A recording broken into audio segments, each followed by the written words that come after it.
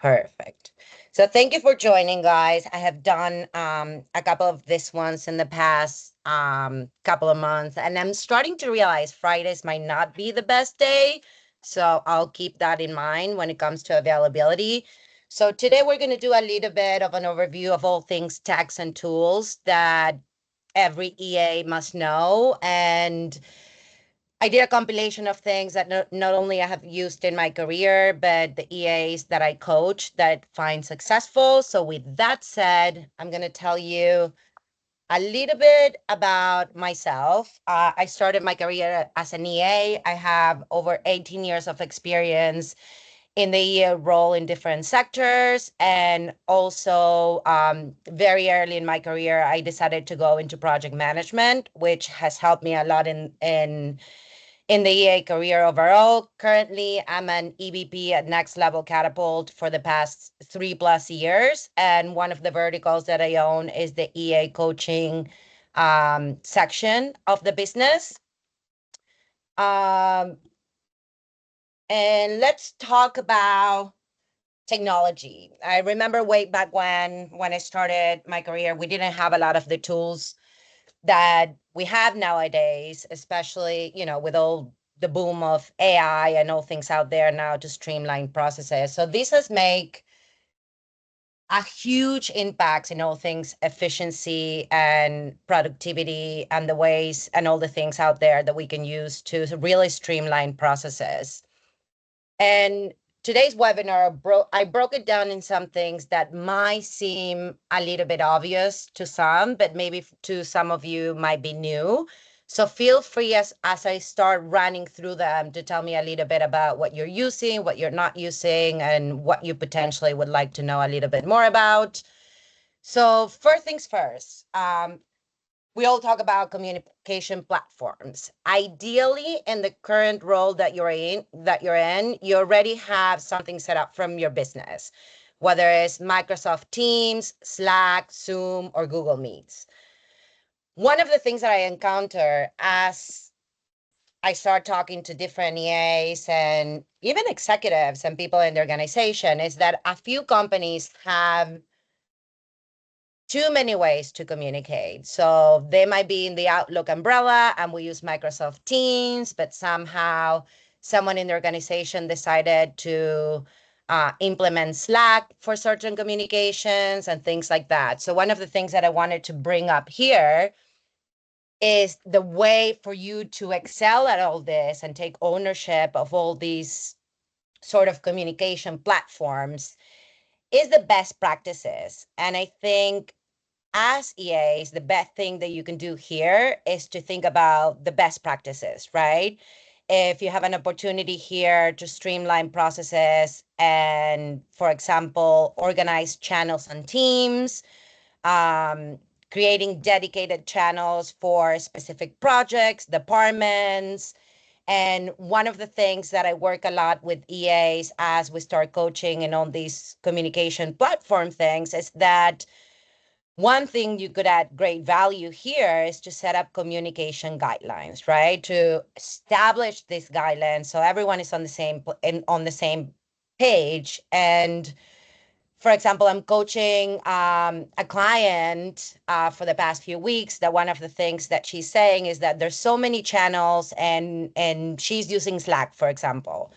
And she has to check every single channel because people are asking to get calls scheduled all over the place in Slack. So this is a great example of setting up communication guidelines and, for example, creating a channel that is only for scheduling, right? And that would streamline the process and save you time when it comes to trying to figure out where people have the need for schedule or any other thing that requires you to jump in.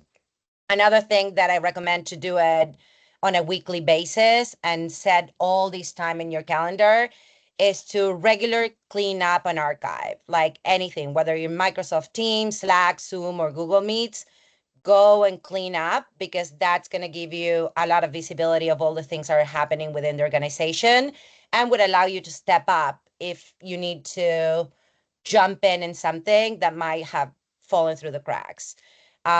If you're not using it yet, of course, like at and doing the mentions are in a specific person, so things don't fall through the crack. Those are key things that have to happen when it comes to the communication platforms. Now, this one is a fun one, and I love it because a lot of the not issues, but one of the challenges that I find when coaching EAs and when I was at DA is email inbox management, right? When it comes to personally myself, I work inbox zero, which doesn't mean that I don't have any emails in my inbox, but anything that is in my inbox requires an action. Everything else is archive. But when it comes to managing the executive inbox, that could get a little bit more complex because every executive has their own way to digest information, and that communication between the offline communication via email between you and the executive on how they can get things done. How many of you are on Outlook?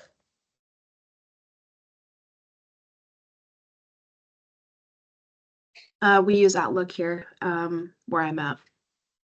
Okay. So Outlook, if you're not using categories and rules, this is something that you should definitely start looking at because it's a great way to keep things organized and streamline processes. The rule side of things, it takes a little bit of education when it comes to like digging a little deeper into what you can do there. But once you figure that out, it's really good to help organize and streamline certain processes and communications that tend to happen over and over again. So that's a must. Now we have so many things out there that have come out that you can download an aggregator into Outlook. And these are the top three that I found to be very successful. SaneBox, SaneBox is at the top of my list. Is basically you can you can filter emails, you can snooze emails, you can customize folders, and you can create summaries of things that are happening. At some point, I'm going to create a webinar that is solely on specific examples on these sort of aggregator apps that you can add to Outlook or Gmail, to have a little bit of an overview of what they can do. But it's very easy to just download it and play with it. Boomerang for Outlook. This one is pretty good because it allows for email scheduling and follow-up reminders, which are key things for every executive and even for ourselves as EAs to be able to make sure that nothing falls through the cracks. And last but not least is the clean email. And the beauty of this one is you can bulk email cleaning. So sometimes you might hear your executive saying, well, filter out anything that's junk, anything that you think shouldn't be on my inbox. And this is smart enough to be able to automate and do that bulk cleaning that will save you a lot of time. And also you can unsubscribe and you can filter a lot of things. So this one is a great one, to have it as potentially, if July or August is a slow month and you have a few days to be able to really clean up the email and bring it to a true representation of action items. For Gmail is almost similar. There are a few others that have integration here, but of course, Gmail filters and labels. If you're not using it, you should. Especially now, like now Gmail, you do see the primary, the social, the promotions, but this one's really allow you to navigate and prioritize organization overall of email. Same box, the same for Outlook is available for Gmail, and it's an amazing tool. I personally love using it. Boomerang. This one is similar to Sanebox, but it allows you to do that follow-up reminders that I personally think are key to make sure nothing falls through the cracks. Sorted is a great one, and we're going to discuss in the next slides because it does connect with Trello, which is one of the task management systems. And you'll be able to integrate Gmail and Trello, which allows you to not only do the email management side, but the enhanced feature of following up with tasks and adding the notes. So it becomes a great aggregator to get things done. And then Clean Email, the one we talked about for Outlook, is also available for Gmail and is excellent, to do that sort of like spring cleaning like we would do at home for the email. Now, let's talk about document management system. Again, this is a little bit like we talked about when it comes to communication. You probably use Outlook, which ideally you would want to work within the Microsoft SharePoint umbrella. And one of the things I usually like to point out here, because there tends to be a little bit of confusion about OneDrive and SharePoint. And the easiest way to think about this is OneDrive is for you. OneDrive is all the things that you want for yourself. And SharePoint is any document that you want to potentially share it within the organization or externally. So sometimes you'll see that you might add a document to your OneDrive and then you cannot share it with someone outside of the organization. It should be moved to SharePoint. Google Workspace, if you work under the G Suite umbrella, same thing. Dropbox for business. We do use Outlook, but Dropbox have become a great tool to share specific documentation with clients and outside vendors. If your company is looking for a very unique, streamlined sort of aggregator outside of your Microsoft, Google Box is an amazing one. And it has many features, many new features now, like cloud storage, like the same document sharing, and collaborating tools. And you can integrate with many different apps out there. And of course, Evernote is used even with people that are using SharePoint and Google Doc, and it allows to really streamline processes. Now, moving on to task management and collaboration tools. This is my favorite topic because I naturally love project management. And these are the top 6 ones that I find very successful. If you're having issues, um, sort of keeping your executive on track or yourself on tracks of things that have to happen, and you want to give visibility of all the things you're working on, all the things your executive should be working on. These are the top things, the top tools that I love. Trello is extremely easy. I don't know if you guys have used it, have seen it, but it's basically a tool that you have columns, you add buckets, and you can put things within the buckets, and it's extremely easy to use and integrates with Microsoft Outlook and Gmail. So that's a great one. You probably heard about Asana. It's a little bit more complex, and I personally find that it takes a little bit longer to introduce the executive to a new tool like Asana. But if you're looking to roll out something company-wide, this is a more complex ones that really allow you to track things properly. And again, a lot of integration with um, any sort of apps out there that you can think of. Asana has an integration to them.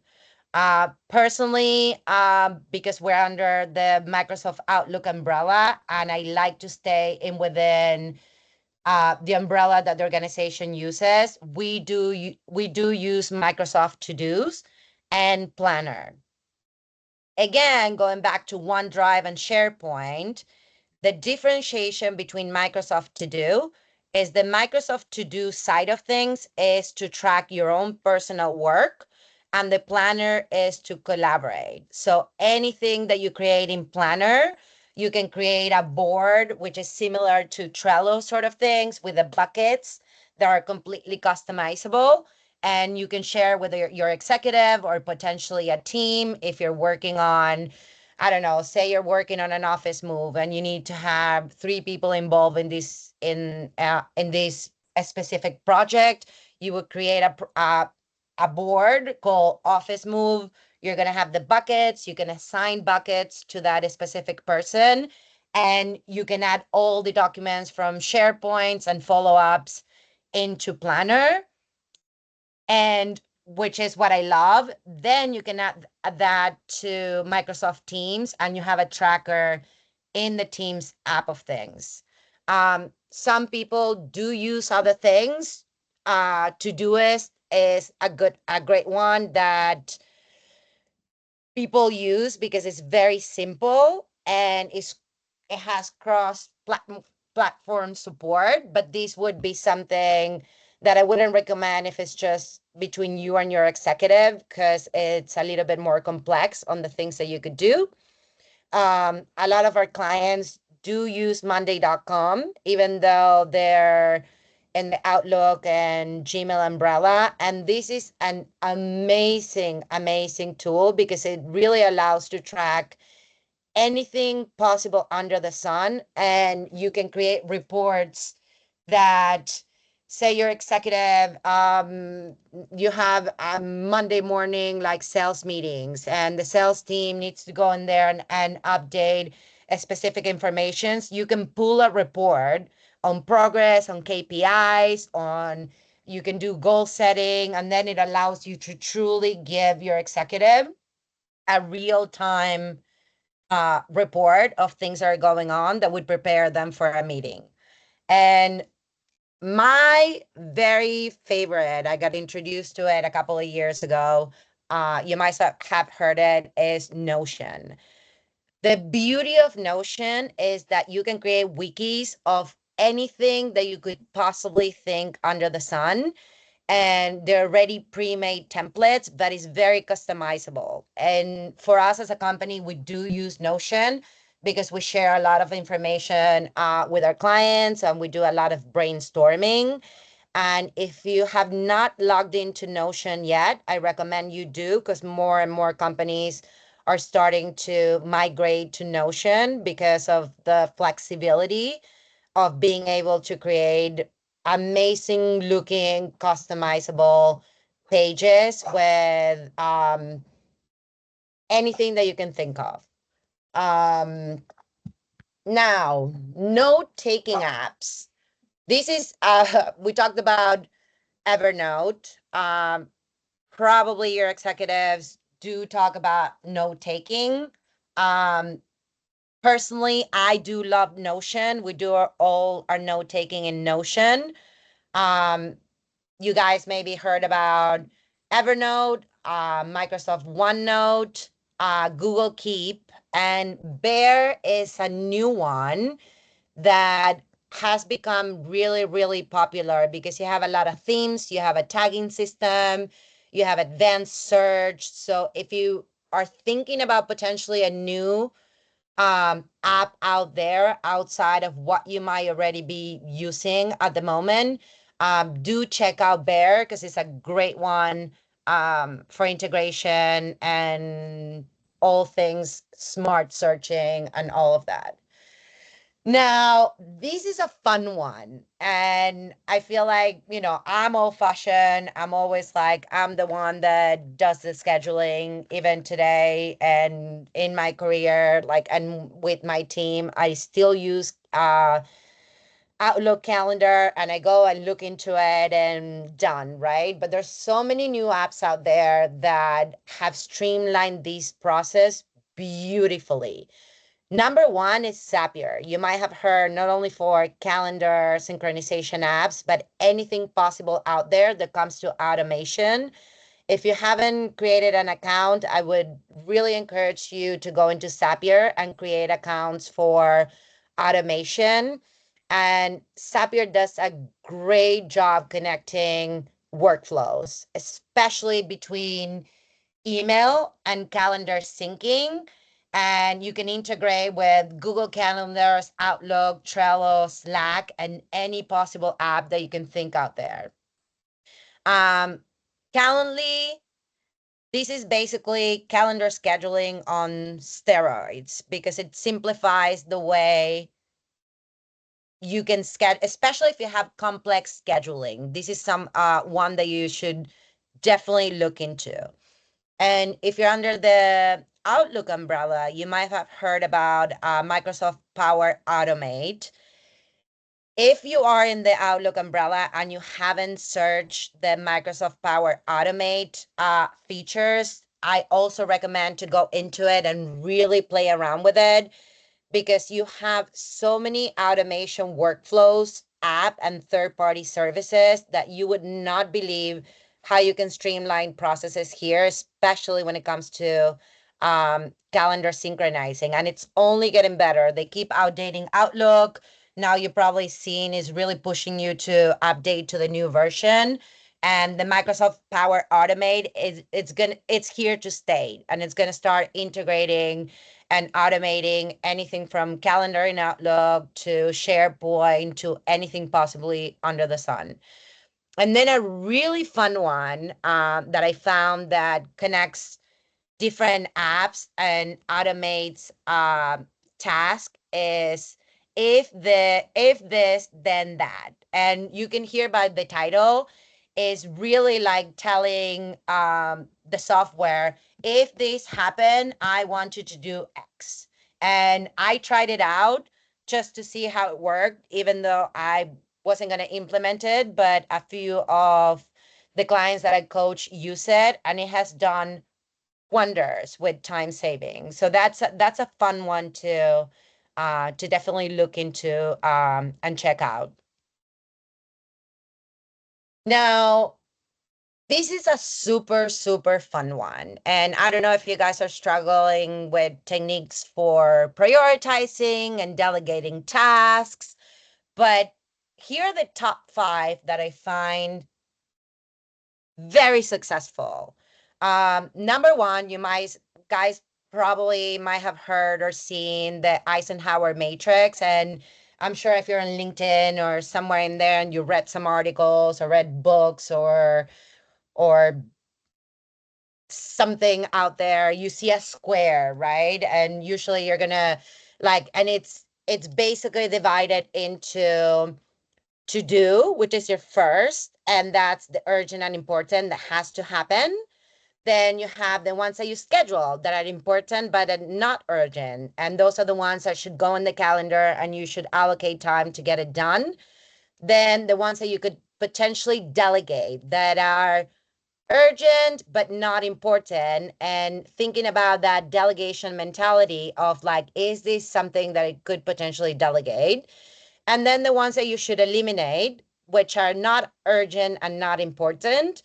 And I personally put those in a planner that it's called either a backlog or a parking lot. So those are the things that your executives sometimes, we are the ones that they're the visionaries and they might dump so many things at us in our one-on-one. And those are the ones in here that we would eliminate and put into a parking lot. And I think just thinking about that matrix and that quadrant and really understanding those four aspects of it really helps you prioritize and potentially delegate things and put in the parking lot or back burner that you could take care of when the time comes. Time blocking. I live and breathe time blocking. Basically is what it says is allocating specific times for different tasks and categories of tasks. And the way I look at it is your calendar should be a true reflection of what you're working on. So even now, if we're thinking about, okay, like joining webinar, at the end of the webinar, I block, 30 minutes of recap, and everything that I do has a specific time block in my calendar that gives visibility to everyone in the team of what I'm working on. And I even for our team, this is something we use religiously, and I would 100% recommend that if you don't do that, you start doing it now.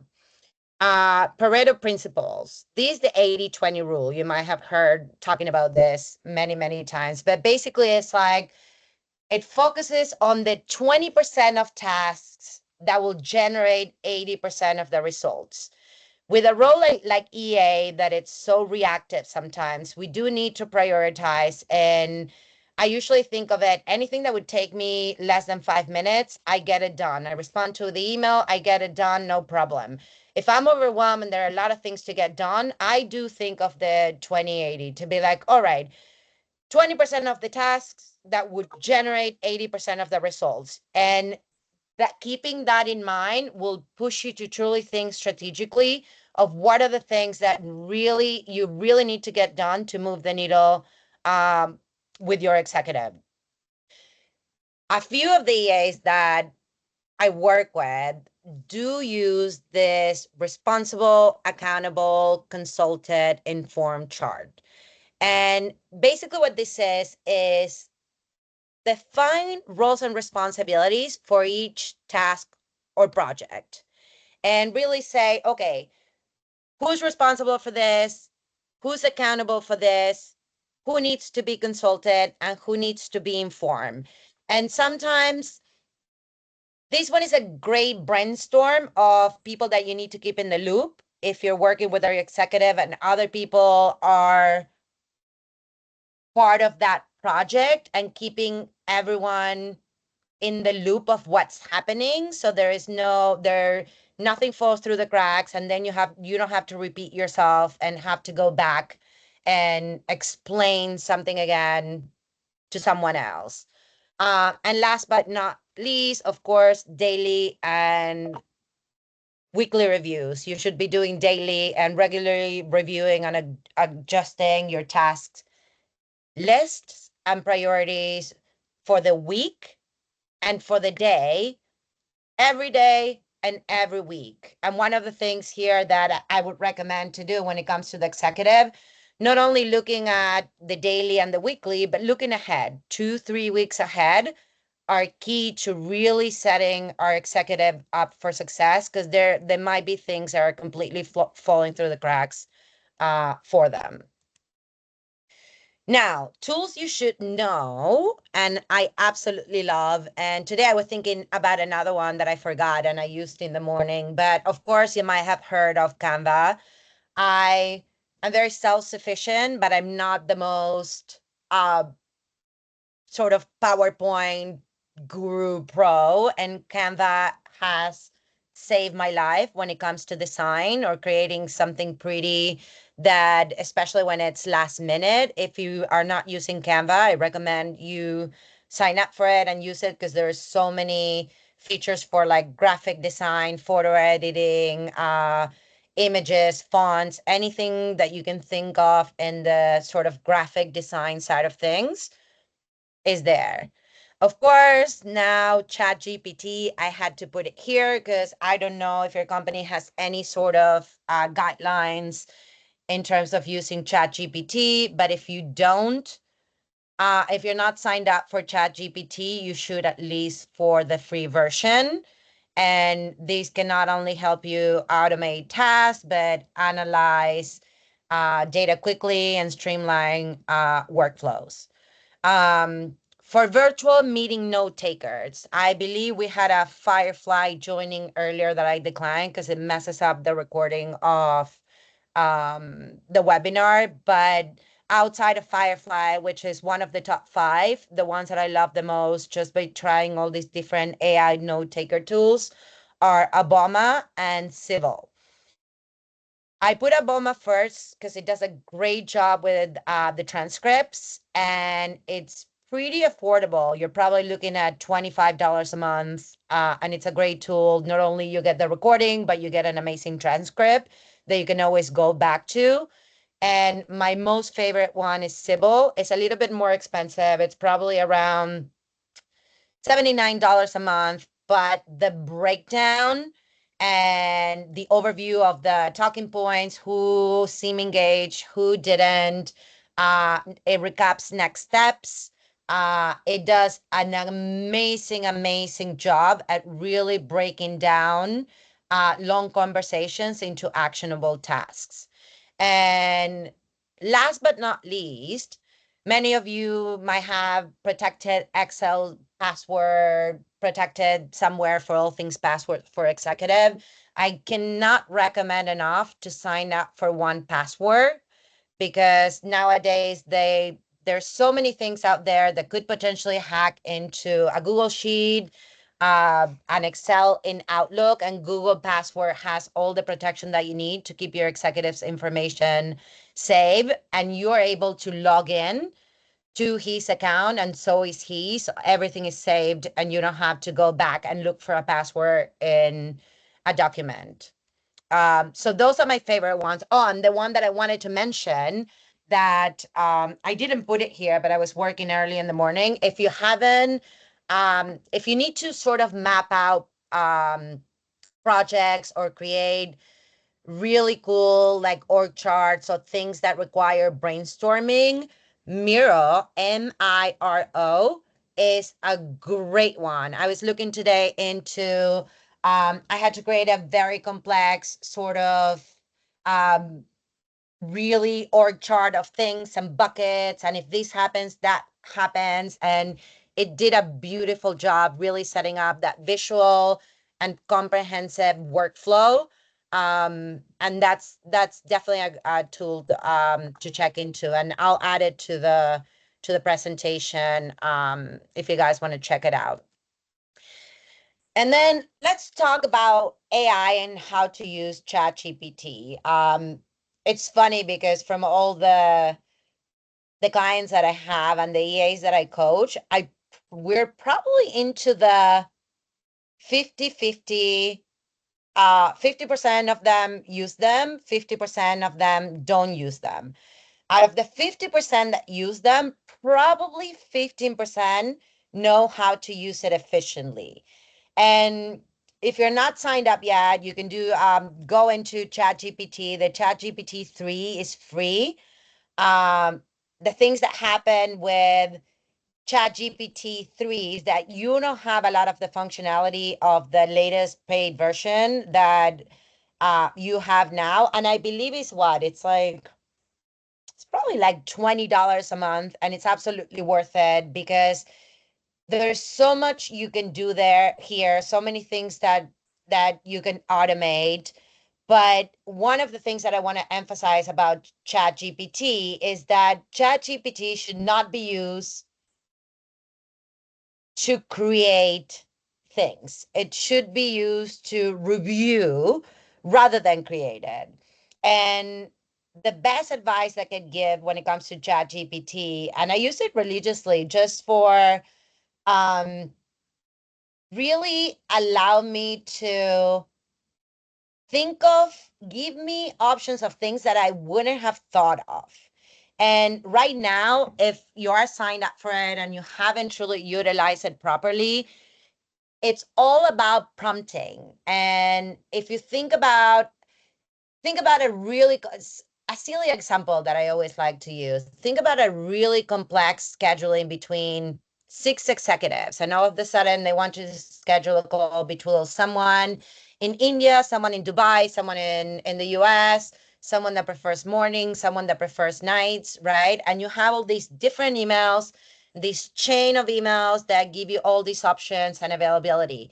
You can realistically go into ChatGPT and writing the right prompt, thinking, ChatGPT, I have a complex calendar scheduling in my hands with information below. Please help me try to find a close enough time that can work for people in time zones, and you can copy and paste everything that you have in the email, and it's going to give you a very, very, very clear idea of what to do next.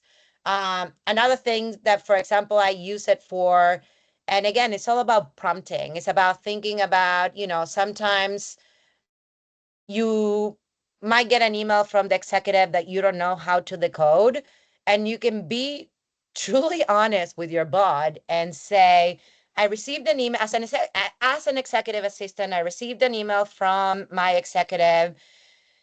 Based on the below, I'm confused as to what the next steps are. Could you please analyze and summarize in 3 key steps what are the next steps and what is being asked here for me to do as an action step. And you'll be surprised what Chat GPT comes up with and the things that you might possibly have not heard of.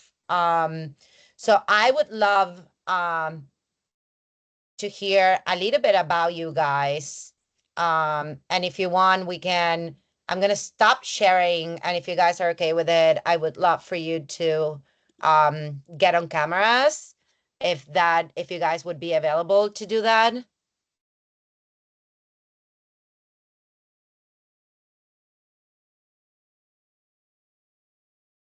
Can you guys hear me?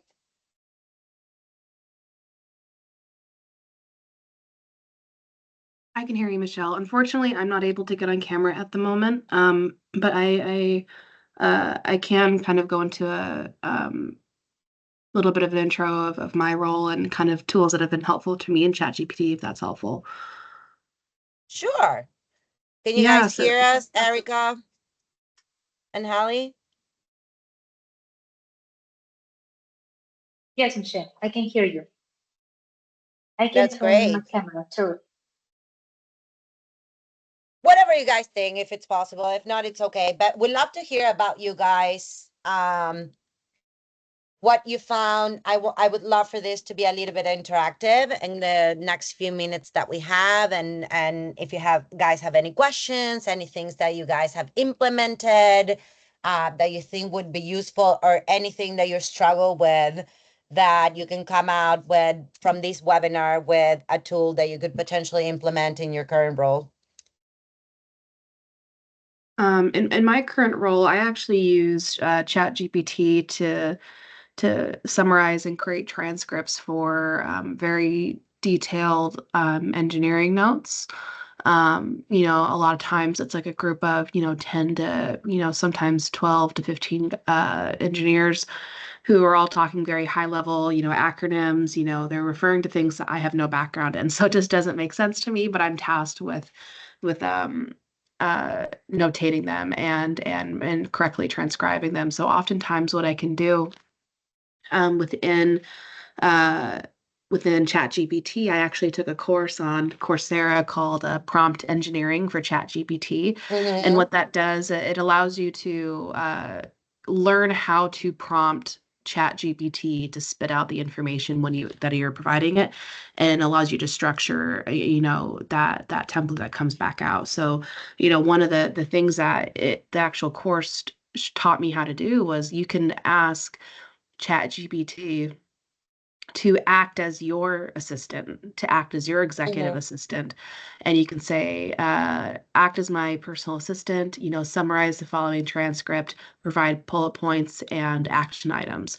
And you can do that, and then you can upload your transcript, and it'll spit out a pretty good summary, and it'll typically divide it by speakers, by time that they were speaking, the back and forth between individual speakers for each section, and the action items at the bottom. One thing to note for that, depending on the length of transcript, sometimes I feel like it summarizes a bit too generally if it's a very long meeting. Mm-hmm. So what I've found really helpful is, while you're, maybe taking your own notes, or you have like a recording going or something like that, to kind of notate and keep track of which speakers and which topics are happening during which times. And then you can upload your transcription notes, whether you're tracking it in a meeting or something else, and it's, you have like a summary going on. You can copy and paste particular sections into ChatGPT. So you're saying is like, let's like say, Jason and Chris are talking for, 5 minutes. This is their main Mm-hmm. topic, and you can kind of cut that out, copy paste in the ChatGPT, and it'll provide a much better summary because it has less to focus on. More So it focuses, information, right? yeah, Now you're it really training the bot, which I think, yeah, Taylor, you nailed it, because you're utilizing exactly how it should be. Because at the end of the day, it's AI, right? It's a bot, mhm, it's artificial intelligence, right? And ChatGPT, it's only going to spit out what you arm ChatGPT with, right? So the fact that it's not like you just upload that information and then you're like, oh, I got the summary, that's that, right? It's like you're going the extra mile, which is, reviewing the work and sort of comparing. It's like, okay, ChatGPT gave me this, but I sat in the meeting and I know Brian talked for 20 minutes. So now let me go into the Brian section, right? And really confirm that that's the reality, right, of what happened during the meeting. That's amazing. And have you, Taylor, used it outside of are you using it for a meeting sort of agenda creation? Are you using it for scheduling? Because now with all the aggregator apps that they have, even like they have the aggregator Kayak, you have anything to potentially for creating PowerPoints. How else are you using ChatGPT Yeah, to help so you streamline your work? I haven't tested it with any sort of scheduling, but what has been helpful is I can have it spit out, tons of different templates depending on what my ask is, whether it Yeah. be like, here's my information, spit out a template for, some sort of email or even PowerPoint. You can upload like Adobe, like PDFs. You can upload that and be like, hey, create a PowerPoint utilizing, this information on these documents, and it'll create a framework, PowerPoint that you can use as a base. What's really nice too is if you have a very lengthy, I know, where I work, we do a lot of sales, very expensive sales with lots of different individual line items, very, very large, PDFs. You can upload that PDF into ChatGPT and you can ask it to create an Excel sheet. And Yep. it'll spit out an Excel sheet utilizing all that information because, nobody, I mean, some people do. I don't like Excel sheets. So I like to have ChatGPT do that for me. And also people who are and really good in and it's Excel, great. it's quicker. I tell you, I don't Excel and I go way back, and I just get, because of the reactiveness of I'm always on, I have a hard time with formulas, and I tell you, it had saved my life when it comes to creating formulas and really setting up the foundation of the Excel document has been amazing. I'm so happy. It sounds, Taylor, like you definitely have ChatGPT nailed down. Erica and Hallie, are you guys using ChatGPT at all, or any of the other tools I talked about during the presentation? Yes, I use ChatGPT just to, for some kind of, when I want to make something more polite, for Mm-hmm. these different levels of writing. Yep. I'm not very familiar with these two. I'm a little bit, I don't feel yet very confident to use it, mainly for sensitive information, because I don't know. I imagine that this is kept in the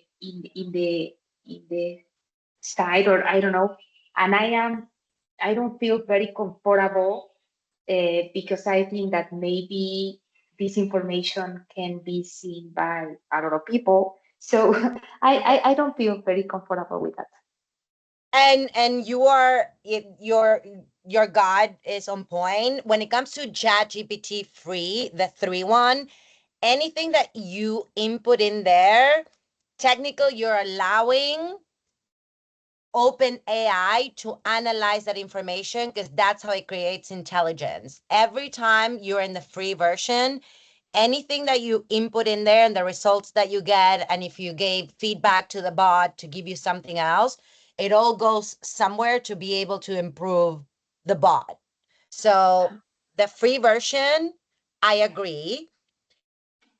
The paid version, technically, they say that you shouldn't worry, but I wouldn't upload anything that is sensitive information of the business. Mhm. But, when it comes to really sensitive information, but if we're talking about, you know, analyzing a specific things that doesn't have like the name of the company or various specifics, it's just numbers, right? Or it's just Yes. it's not, it's not going to associate it with your company or your executive, if that makes sense. Mhm. What about any other tools that we talked about? I mean, I don't use too many. I have Outlook, and Okay. I mean the calendar, etc. is what I use in Outlook. But there are some options that you mentioned, Michelle, that look very interesting to me, and I would like to investigate more about them and try to use them in my day-to-day activities. That's great. That's great. Thank you, Erica. And Hallie, are you there?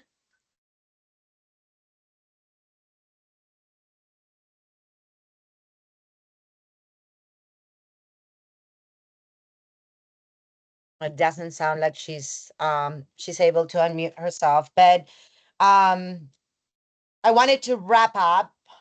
We'll finish a little bit earlier because I run through things pretty quickly. I would love to hear your feedback, Taylor and Erica, and Hal, if you can write on the chat, feel free to do there.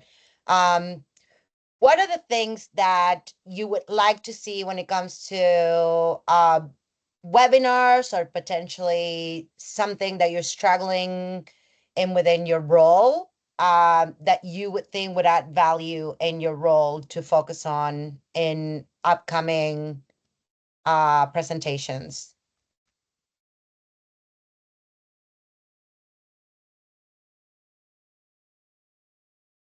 I personally would really like to see like a deep dive into um, the document management systems, only because like the OneDrive, or for if I use Outlook, so SharePoint for me, Mm-hmm. is something that you can save it, and there's always different um kind of intricacies into how you're saving it and who can all see it, and what if I accidentally save something. And I actually really don't like using SharePoint. I have to, but I always feel a little bit of anxiety utilizing it, because I feel like I might be saving a sensitive information or sensitive document somewhere where people can see it where they shouldn't be able to see it. um and Makes because you don't entirely know. I mean, I get, at least me, I don't entirely know or feel confident that I'm doing it correctly, even though I feel like I am. So I would love like a kind of a little bit of a guide and kind of best practices for the differences between using like OneDrive and SharePoint, or I guess if you use mm-hmm. like the Google side of it, it would be OneDrive, and just kind of going into that so we can kind of Yeah, and guardrail that. that's a Yeah. great point, Taylor, because I feel like when you join an organization, they give you an email and then they tell you where you should be saving documents. But then in the role of the EA, you're also creating a lot of new things, right? Especially for the executive with sensitive information. And for the most part, there's never a training between the difference between Outlook, SharePoint. If you create a SharePoint group, then all of a sudden you create a new page that you can never delete until the day that Outlook is never here. Once you create a SharePoint page, now you're going to find a Teams group somewhere that has the documents that are there. So that's a great one. So I'm definitely going to look into creating a very step-by-step guide of what happens when you do X, or even a document comes into your email because it's already connected to your OneDrive, right? And we assume that that document, because it's in the OneDrive, is in the SharePoint, but it's technically not. And if you do SharePoint, what happens to the visibility within the organization that is under the same domain? So thank you, Taylor, for that one. That's a great one. Erica, anything that you think will be beneficial for you that you're struggling in your current role with that you would like to see more of? Yes, definitely. I would like to go more in depth about ChatGPT because Okay. I don't know how to use it. Again, it's it's it's still to me to say, is this good to use it or no, or how? what information I can put there. So I would love to have like a guide or something to better understand on what advantages we may have to use Mm-hmm. ChatGPT. ChatGPT. I don't use it in example to create. I don't create in ChatGPT, nothing. Mm-hmm. So that's a very interesting topic to me right now, and I would like to have a better understanding on how to use it and the advantages to use it. That's great. And Erica, what I'm gonna do, we had Brad is one of my partners, and he is the Chat GPT guru expert. We have done a webinar on Prompt Engineer 101 for Chat GPT and how to utilize it. And a few weeks ago, we had one specifically for EAs and admin that I can, after the webinar today, I can send you some information for that and then add you to the upcoming ChatGPT webinar. Oh, that would be great. Thanks so much, Michelle. Of course. All right. Anything else, ladies, that you would like to ask me before we wrap up? I mean, that was a very interesting webinar. I really appreciate all the information that you share.